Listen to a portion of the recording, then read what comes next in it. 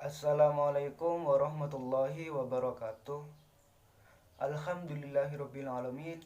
Assalatu wassalamu ala asrofil anbiya'i wal mursalin Sayyidina Muhammad wa ala alihi wa sahbihi ajma'in. Amma ba'du. Yang terhormat Bapak Muhsin Muiz selaku dosen pengampu dan teman-teman seperjuangan yang saya banggakan. Pertama-tama marilah kita panjatkan puja dan puji syukur kehadirat Allah Subhanahu wa taala yang telah melimpahkan segala rahmat, tauhid dan hidayahnya kepada kita semua, sehingga pada kesempatan kali ini kita diberi kesehatan dan kelancaran. Amin amin ya rabbal alamin. Tidak lupa pula salawat serta salam tetap tercurah limpahkan kepada junjungan kita Nabi besar Muhammad sallallahu alaihi wasallam yang telah membimbing kita dari alam kebodohan menuju ke alam yang penuh dengan teknologi yang canggih seperti saat ini. Pada kesempatan kali ini, kami dari kelompok 2 akan mempresentasikan tentang sejarah perkembangan pemikiran logika. Sebelumnya, saya akan memperkenalkan anggota dari kelompok kami. Yang pertama, saya Salman Abdi Maulana selaku moderator dan pemateri ketiga. Yang kedua, saudari Musyarafah sebagai pemateri 1. Dan yang ketiga, saudari Rita Nahdlatul Umama sebagai pemateri kedua. Logika adalah salah satu cabang filsafat yang mempelajari secara teratur asas dan peraturan penalaran yang tepat. Dalam sejarahnya, perkembangan logika dibagi menjadi 3. Yang pertama, abad Yunani kuno. Yang kedua, abad pertengahan. Dan yang ketiga, abad modern. Untuk yang pertama, yaitu abad Yunani kuno, akan dijelaskan oleh pemateri 1, saudari Musyarafah. Waktu dan tempat dipersilahkan. Assalamualaikum warahmatullahi wabarakatuh. Yang terhormat Bapak Muhsin Muiz selaku dosen pengampu mata kuliah ilmu logika beserta teman-teman yang saya banggakan. Baiklah, sebelum memaparkan materi, ada baiknya jika saya memperkenalkan diri. Saya Musyarafah NIM 20383042018. Saya merupakan anggota dari kelompok 2. Yang mana dari kelompok kami ini akan membahas mengenai sejarah perkembangan pemikiran logika. Sejarah perkembangan pemikiran logika terbagi menjadi 3 bagian. Pertama, pada abad Yunani kuno, kedua pada abad pertengahan, dan yang terakhir pada abad modern. Tentu saja sejarah perkembangan pemikiran logika pada abad Yunani kuno dipengaruhi oleh filsufnya. Salah satu di antara filsuf yang terkenal pada abad itu yakni Aristoteles dengan 6 karyanya yang disebut The Organon. Selain faktor tersebut, terdapat pula 2 faktor yang mempengaruhi, yakni faktor politik dan faktor mental manusianya. Faktor politik maksudnya adalah kiprah kaum Sophia sebagai perintis logika ilmiah yang mendekatkan hubungan antara politik dan logos. Dan yang kedua, faktor mental manusianya berupa persamaan sikap dan persamaan derajat. Seperti yang dikatakan di sebelumnya bahwa pada abad Yunani kuno ini dipengaruhi oleh faktor filsufnya. Di antara filsufnya itu sebagai berikut. Pertama, Aristoteles. Kedua, Theoportus. Ketiga, Porpyrus. Keempat, Zeno dari Citium. Dan yang kelima, Chrysippus. Aristoteles merupakan pelopor dari ilmu logika. Aristoteles merupakan penyusun pertama yang menemukan ilmu logika.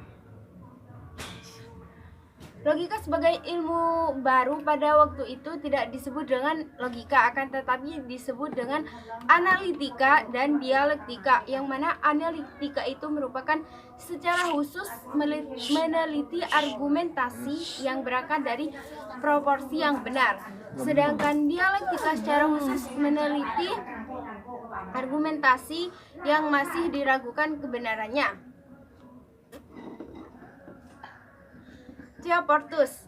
Zapatus memimpin Lyceum dalam melanjutkan pengembangan logika. Sumbangan terbesarnya yakni penafsiran tentang pengertian yang mungkin dan juga tentang sebuah sifat asasi dari setiap kesimpulan. Yang ketiga, Porphyrius. Porphyrius menambah bagian dalam pelajaran logika yang disebut eisogege. Dalam eisogege dibahas lingkungan zat dan lingkungan sifat di dalam alam yang biasa disebut dengan kalifikasi. Yang keempat adalah Zeno dari Citium. Disebut sebagai figur utama yang meletakkan istilah logika. Zeno membagi ajarnya menjadi 3 bagian. Pertama, fisika digambarkan sebagai landung dan pohon. Kedua, logika sebagai pagarnya. Dan yang terakhir adalah etika sebagai buahnya. Yang terakhir yaitu Chrysippus. Chrysippus merupakan pengembangan logika yang mencapai puncaknya. Ia berhasil mengembangkan logika menjadi pola-pola yang tersusun secara sistematis. Sekian dari saya, kurang lebihnya mohon maaf. Wassalamualaikum warahmatullahi wabarakatuh. Baik, terima kasih kepada pemateri 1. Selanjutnya untuk yang kedua pada abad pertengahan, yang akan dijelaskan oleh Saudari Rita Nahdlatul Umamah. Waktu dan tempat dipersilahkan. Assalamualaikum warahmatullahi wabarakatuh. Perkenalkan, nama saya Rita Nahdlatul Umamah sebagai pemateri kedua. Di sini saya akan sedikit membahas tentang perkembangan pemikiran logika abad pertengahan. Sebelum masuk pada slide selanjutnya, terlebih dahulu saya sedikit akan membahas tentang logika suposisi. Dalam logika suposisi, ditunjukkan akan pentingnya pengalaman tentang suposisi. Logika suposisi sendiri tumbuh dan berkembang berkat pengaruh dari para filsuf-filsuf Arab. Nah, pada slide ke-14 ini ada beberapa filsuf-filsuf Arab yang berpengaruh pada perkembangan logika. Di antaranya ada Al-Kindi, Imam Al-Ghazali, dan Al-Farabi. Al-Farabi sendiri melakukan penyelidikan dan pengujian yang belum pernah dilakukan sebelumnya, yakni ia menyelidiki kaidah-kaidah mantik dan lafal dalam proposisi-proposisi kehidupan sehari-hari. Hal ini dilakukan untuk membuktikan benar salahnya kaidah dan lafal tersebut. Lanjut pada slide selanjutnya, yakni slide ke-15. Pada slide ini ada beberapa tokoh-tokoh yang berpengaruh pada perkembangan logika abad pertengahan. Perlu diketahui bahwa perkembangan logika pada abad pertengahan terus dikembangkan. Aliran-aliran utamanya terus dikembangkan oleh para tokoh-tokoh. Di antara tokoh tersebut ada Boethius. Salah satu karya Boethius yang berpengaruh pada perkembangan logika abad pertengahan yakni orasional di bidang silogisme hipotesis. Tepatnya berpengaruh pada perkembangan teori konsekuensi yang merupakan salah satu hasil terpenting dalam perkembangan logika abad pertengahan. Selain itu, dalam slide juga disebutkan bahwa Boethius menyebutkan kontroversi antara kelompok Stoik dan Aristotelian, termasuk spekulasinya tentang cara eksistensi spesies dan genus dalam diskusi tentang universalia abad pertengahan. Lanjut pada tokoh selanjutnya, yakni Petrus Abelardus. Abelardus sendiri merupakan salah satu tokoh yang banyak menyumbangkan pemikirannya dalam perkembangan logika abad pertengahan. Di antaranya seperti yang terdapat dalam slide, ia merekonstruksi dan memperhalus logika Aristoteles serta Chrysippus. Abelardus juga menghasilkan teori tentang sifat-sifat universal. Selain itu, ia juga membedakan argumen yang valid dari bentuknya dibandingkan argumen yang valid dari isinya. Maksudnya, Abelardus membedakan argumen yang tidak hanya valid pada isinya, tetapi juga valid terhadap bentuknya. Lanjut pada tokoh selanjutnya, yakni Thomas Aquinas. Thomas sendiri merupakan salah satu tokoh yang mengajukan komentarnya dalam usaha mengembangkan kembali logika yang telah ada. Seperti yang terdapat dalam slide, Thomas berhasil meletakkan dasar logika dalam teologi Kristen, yaitu dengan mengkombinasikan doktrin Kristen dengan filsafat Yunani Aristoteles. Pemikiran Thomas ini dikenal lebih optimatik dan rasional tentang kondisi manusia. Lanjut pada slide ke-16. Seperti yang terdapat pada slide, bahwa konsep logika dan bahasa sebagai metode juga muncul pada abad pertengahan ini. Saat itu, konsep logika dan bahasa sebagai metode dikenal juga dengan induktif dan deduktif. Nah, dalam buku Ashworth, yakni Logic and Logic tahun 2006,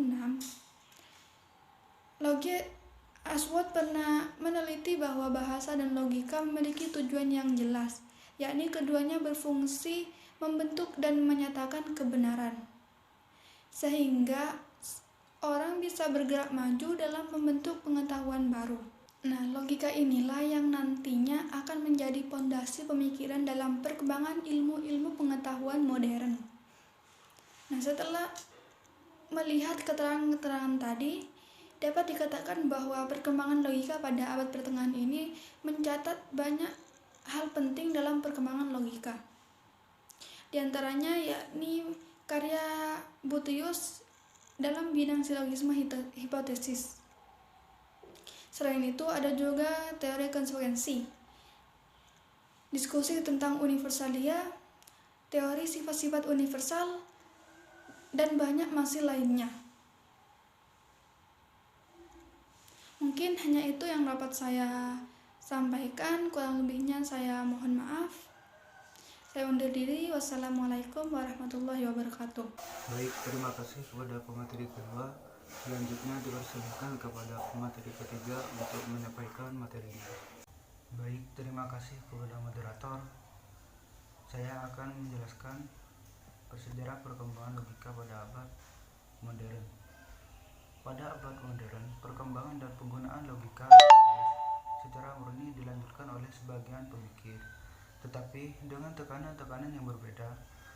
Thomas Hobbes pada tahun 1588 sampai 1679 dengan karyanya Leviathan, dan John Locke pada tahun 1632 sampai 1704 dalam karyanya yang berjudul Essay Concerning Human Understanding pada tahun 1690. Meskipun mengikuti tradisi Aristoteles, tetapi doktrin-doktrinnya sangat dikuasai nominalisme.